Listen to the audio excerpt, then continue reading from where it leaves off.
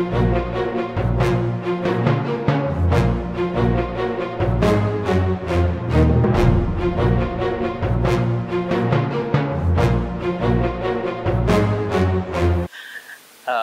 ते वेठल मानवारा डायरेक्टर साहब, मुंहिंजा गाइड मानवारा साईं राजदानी साहब, मुंहिंजा भाउ अजीत जी। दोस्तों, सदन जी मर्यादा हूंदी आहे, उन सदन जी मर्यादा खे असांखे पालन करणु घुरिजे।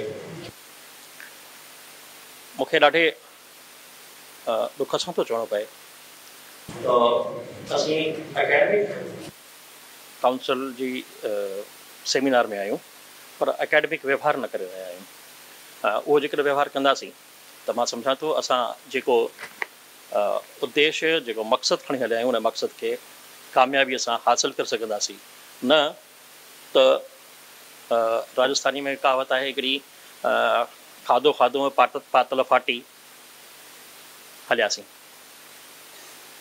मुंहिंजो जेको अनुभव आहे गुज़िरियल 27-28 सालनि जो, उहो 27-28 सालनि जो अनुभव इहो ई थो चए त असां जेके बि सेमिनार, असां जेके बि वीचार गोष्ठियूं कयूं था पिया, उहे उते ई रहिजी थियूं वञनि, हली अॻियां ताईं पहुचनि ई कोन थियूं पियूं, ऐं असीं भाषा जे वाधारे जे लाइ कुझु कमु न करे रहिया आहियूं या भाषा असांजी न वधी रही आहे।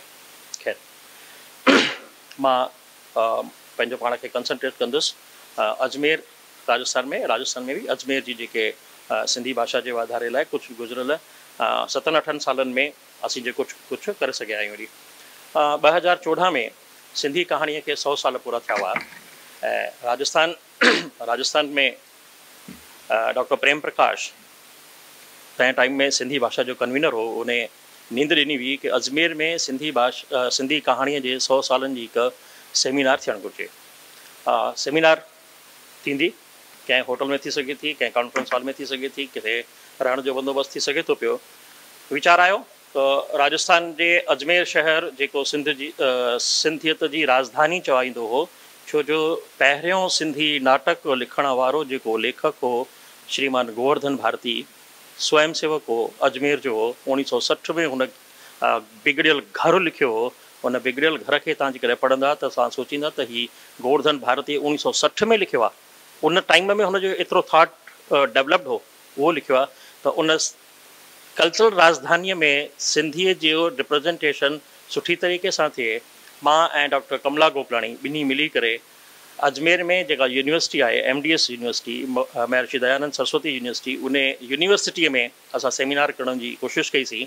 ऐं मूंखे फ़ख़ुरु आहे त असांजी कोशिशुनि सां उन यूनिवर्सिटीअ में पहिरियों दफ़ो सिंधी भाषा एंट्री कई, ऐं असीं कॉन्फ्रेंस करण में कामयाबु वियासीं। उहा 2 ॾींहंनि जी कॉन्फ्रेंस हुई।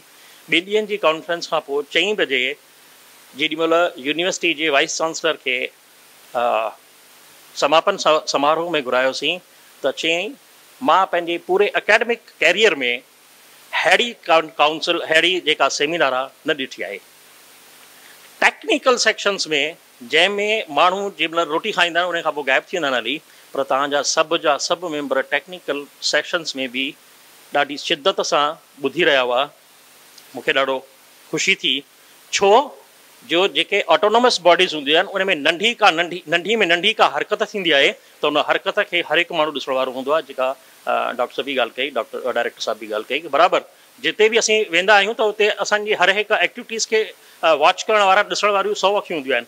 50 अखियूं भली अंदरि हुजनि, पर 100 अखियूं ॿाहिरि वारियूं हूंदियूं आहिनि। जेके ॿाहिरि वारियूं अखियूं हूंदियूं आहिनि न, उहे ॿियो कुझु बयानु कंदियूं आहिनि, जेके अंदरि वारियूं न ॾिसी सघंदियूं आहिनि। वरी तो चई जेको मुझे वाइब्रेशंस आया, मुझे जेके मैसेजेस आया, चई सर आपने एक बहुत अच्छा कार्यक्रम MDS यूनिवर्सिटी में करवाया है, इसके लिए आप बधाई के पात्र हैं। बी वाधायुनि जा पात्र आहिनि नेशनल काउंसिल जी कमेटी जेका 2014 में हुई अरुणा जेठवाणीअ जे। मां उन्हनि खे अर्ज़ कयो कि इंदिरा गांधी ओपन यूनिवर्सिटी में तव्हां सिंधू चेयर ॾिनी आहे, राजस्थान जी राजधानी आहे अजमेर, सिंधियत जी राजधानी आहे, उन में बि सिंधू चेयर हुअणु घुरिजे। त जंहिं ॾींहुं कॉन्फ्रेंस कयूं पिया 13 ऐं 14 तारीख़ काउंसिल जी मीटिंग हुई। काउंसिल जी मीटिंग ख़तमु थी 4 बजे, असांजो सेमिनार ख़तमु थियो 5 बजे। 4 बजे मूं वटि मैसेज आयो कि तव्हांजी सिंधू चेयर जे लाइ 1 करोड़ रुपया पास थी विया आहिनि। दोस्तों, ये कामयाबी हुई। मां कामयाबी जो हिकु हिकु ॾाको थो तव्हांखे ॿुधायां कि कीअं चढ़ियासीं असीं। एंट्री कईसीं, सेमिनार कयोसीं, हुतां प्रस्ताव प्रोपोज़ल ठाहे करे मोकिलियोसीं बाक़ाइदा बिल्कुलु ही असांजी यूनिवर्सिटी करे थी पई ऐं असां ही करण था चाहियूं पिया। उहो प्रोपोज़ल काउंसिल खे बिल्कुलु टेक्निकली साउंड लॻो ऐं परफेक्ट लॻो ऐं काउंसिल 1 करोड़ रुपया पास कया। हालांकि डिस्कशन हलिया हूंदा, उन्हनि ते मां नथो वञा, पर 1 करोड़ अजमेर खे मिलिया ऐं अजमेर में पहिरीं राजस्थान में चेयर जेका आहे उहा स्थापित थी ऐं उहा हली। असां उन्हनि में गुज़िरियल 3-4 सालनि में डॉक्टर कमला गोकलाणी खे पहिरियों डिप्टी डायरेक्टर अपॉइंटेड करायासीं। 3 सालनि में हुते सेमिनार थिया, हिकु वॾो एसे कॉम्पिटिशन उतां जे डायरेक्टर ऐं डिप्टी डायरेक्टर करायो all over colleges of MDS university. उन MDS यूनिवर्सिटी में न रुगो सिंधी ॿार पर गैर सिंधी ॿार बि उन्हनि में वेठा ऐं उन्हनि खे इनाम बि ॾिना विया। उतां जे जेको शिक्षा मंत्री आहे प्रोफेसर वासुदेव देवनानी, उन्हनि खे घुराए करे उते असां ॾिनासीं। पर कुझु टेक्निकल परेशानियुनि जे करे, छो जो त हींअर VC कान्हे को, इन करे असांजी जेके हुनजी एक्टिविटीज़ आहिनि चेयर जूं उहे बंदि आहिनि। पर असां 2 सालनि में 2.5 सालनि में हर 3 महीने में हिकु प्रोग्राम करे ॾिनोसीं। हुन में मातृभाषा सिंधी दिवस बि हो, महाराजा ॾाहिर जो दिवस बि हो, हेमू कालाणी जो ॾींहुं बि हो, मतिलबु अहिड़ियूं एक्टिविटीज़ असां हुते करे चुकासीं। दोस्तो, सुबुह कल्चरल सेंटर जी ॻाल्हि आई। मुंहिंजो अनुभव आहे, मां हिते बीह करे ॻाल्हायां थो पियो सिंधीअ में, त इन जो जेको श्रेय आहे उहो वर्कशॉप खे आहे। मां पहिरीं हिंदीअ में ॻाल्हाईंदुसि।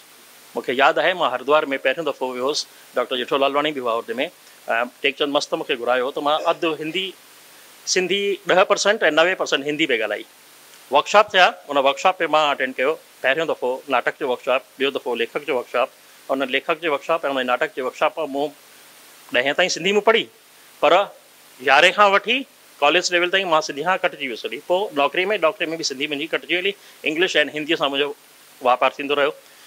वर्कशॉप जे ज़रिए असां सिंधी कीअं था डेवलप करे सघूं। 1997 में असां बीकानेर में नाटकनि जो वर्कशॉप रखियोसीं। राजस्थान सिंधी अकेडमी, भगवान अटलाणी असांजो चेयरमैन हो। मां पहिरियों दफ़ो नाटक जी वर्कशॉप पे वियुसि। उते 17 ॿार जेके सिंधी हुआ पर सिंधी न ॻाल्हाईंदा हुआ, उन्हनि 17 ॿारनि मां 14 ॿारनि खे गॾु करे किशोर लालवाणीअ जो नाटक हो असीं स्वागत कंदा आहियूं, उहो मूं मंच ते आंदो, मुंहिंजे ई डायरेक्शन में आयो। ऐं तव्हांखे ॿुधी करे फ़ख़ुरु थींदो त उहे 14 ॿार जिन जी प्रोनाउंसिएशन अध खां वधीक पंजाबी हूंदी हुई या अध खां वधीक गुजराती हूंदी हुई, उहे जॾहिं आख़िरी शो खां पहिरीं पहुचण ताईं परफेक्ट सिंधी ॻाल्हाइणु सिखी विया हली। त हिकु माध्यम आहे कल्चर, नाटक ऐं मंच, उन जे ज़रिए असां भाषा खे बचाए सघूं था पिया। उन खां पोइ बि असीं वर्कशॉप्स कराया आहिनि। मां 2 वर्कशॉप जो कन्वीनर रहियो आहियां अजमेर में, ऐं 2 वर्कशॉप्स में जेके ॿार सिंधी न ॻाल्हाईंदा उन्हनि खे घुराए करे मां सिंधी सेखारी आहे ऐं उन्हनि खां सिंधी सेखारे करे उन्हनि खे डायलॉग्स चवराया आहिनि ऐं परफेक्टली उहे चई सघंदा। इन करे कल्चर सेंटर जी हिकु ज़रूरत आहे ऐं मां राजस्थान गवर्नमेंट खे कल्चर सेंटर जी drawing design with estimates, JK engineering side मां हूंदा उहे सम्झंदा हूंदा कि ड्राइंग डिज़ाइन ऐं एस्टिमेट्स जॾहिं ठाहे करे ॾींदा आहियूं त गवर्नमेंट ते हिकु दबाव पवंदो आहे त हा बराबरि ई असां वटि ठोस प्रोपोज़ल आहे ऐं उहो 44 करोड़ कल्चरल सेंटर ठहणु घुरिजे। उन्हनि 44 करोड़ जा project along with estimates and drawings मां सबमिट करे चुको आहियां। बदकिस्मती कि सरकार बदिलजी वई हली, पर हींअर बि जेका सरकार आहे ऐं उन में जेको मिनिस्टर आहे उन जी रूट्स सिंध में आहिनि। कोशिशि कंदासीं त वरी हिकु भेरो वापसि असांजो कल्चर सेंटर डेवलप थी सघे। छा असां जेके हिते वेठा आहियूं कॉलेज एजुकेशन वारा, ऑल इंडिया लेवल ते सिंधी निबंध जी चटाभेटी कराए सघूं था? जेकॾहिं सिंधी निबंध जी चटाभेटी असां वटि थी वेंदी हली त 2 ॻाल्हियूं जेके गुज़िरियल कुझु सालनि खां राष्ट्रीय सिंधी भाषा विकास परिषद जा बल्क परचेज़ में किताब अचनि था पिया। रवि जी तव्हां नोट कई हूंदी त 2 विधाऊं त असां वटि बिल्कुलु ख़तमु थी वेंदा हली ऐं 1 विधा त बिल्कुलु असां वटां ख़तमु थी वई हली। कहिड़ी विधा ख़तमु थी हली? उपन्यास असां वटां ख़तमु थी वियो हली। उपन्यास लिखण वारो केरु कोन्हे। तारा मीरचंदानी, हरी हिमथाणी, हरी मोटवाणी, गोविंद माली। इन खां पोइ असां वटि नावेल लिखण वारो कोन्हे। नावेल ख़तमु थी वियो हली, नावेल नथो अचे पियो। ॿी वरी विधा ख़तमु थी विया, नाटक ख़तमु थी वियो हली। नाटक जो किताबु असां वटि नथो अचे पियो। टी जेका विधा ख़तमु पई थिए उहा मज़मून आहे। मज़मून असां वटां ख़तमु पियो थिए, जंहिंखे चइबो आहे न कंटेम्परेरी एसेस, तात्कालिक विषयनि जा जेके आहिनि उन्हनि ते सब्जेक्ट ते निबंध नथो लिखियो वञे सिंधीअ में। त छा असीं चटाभेटी इन्हनि जी करे असां कोशिशि करे सघूं था त असांजा जेके नौजवान ॿार आहिनि उहे असां सां जुड़नि ऐं अॼोका जेके करंट अफेयर्स जा सब्जेक्ट्स आहिनि उन्हनि करंट अफेयर्स खे खणी करे असांखे मज़मून लिखी ॾियनि त असांजो मज़मून जेको आहे मज़बूत थिए।